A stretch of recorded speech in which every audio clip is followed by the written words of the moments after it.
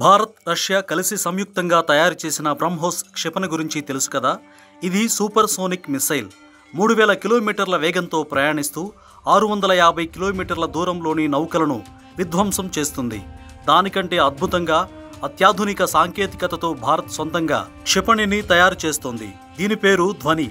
ఈ ఏడాది చివరకు ధ్వని పరీక్షలను పూర్తి చేయాలని DRDO లక్ష్యాన్ని నిర్దేశించుకుంది. హైపర్సోనిక్ గ్లైడ్ వెహికల్ గా దీన్ని పరిగణిస్తారు. శబ్ద వేగానికి 5-6 రెట్ల కంటే అధిక వేగంతో ఈ క్షిపణులు ప్రయాణిస్తాయి.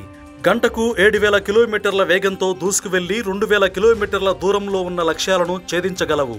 ధ్వని రాకెట్ సాయంతో అత్యంత ఎత్తుకు వెళ్లి అక్కడ నుంచి విడిపోయి హైపర్సోనిక్ వేగంతో లక్ష్యం వైపు దూసుకెళ్తుంది.